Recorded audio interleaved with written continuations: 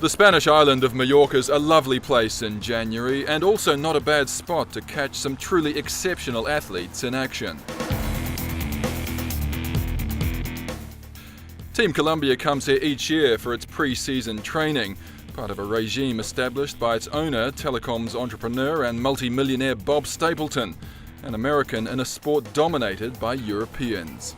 I try and build the best team around me that I can. Experts in sports science, experts in racing and tactics and training.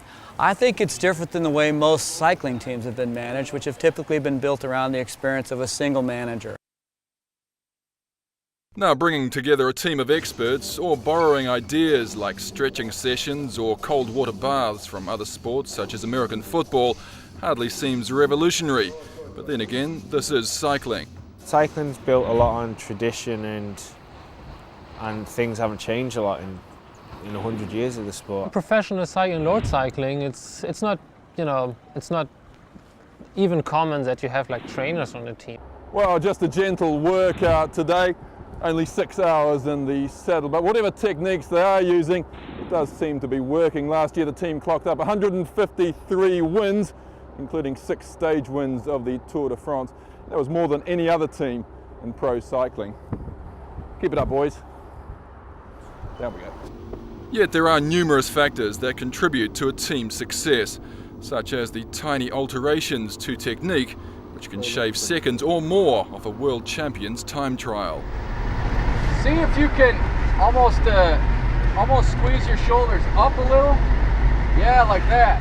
Then there's making sure the riders who burn through 4,000 to 5,000 calories a day are getting the right type and quantity of food to ensure they don't blow up through a lack of energy. It's called the bonk in cycling. You know, they get to the point where they've lost all their carbohydrate, their glycogen energy stores, and they start going nearly backwards. You know, everyone just rides away from them. Technology is also crucial, from the meters that measure everything from riders' heart rate to energy expenditure to the bikes themselves. Could I ask you how much a bike like this might cost? Right now, I would say it costs about 10,000 euros. Technology also supports the team's zero-tolerance policy towards drugs. Each team member gives a minimum of 26 blood or urine samples a year, and Stapleton believes cycling itself is winning its ongoing war against doping. The important thing about cycling is there's concrete actions being taken to push doping out of the sport.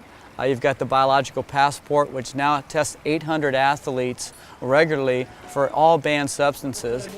Although let's not forget that just last year 4 riders tested positive for drugs in the Tour de France.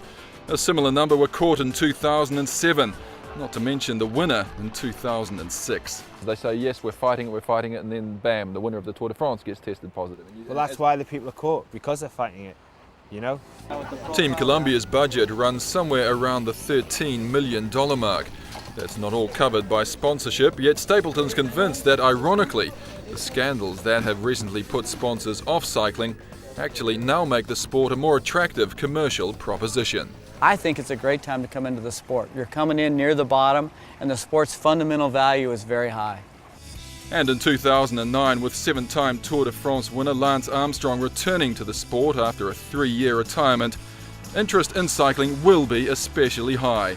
So perhaps it really is a good time to follow this team's lead.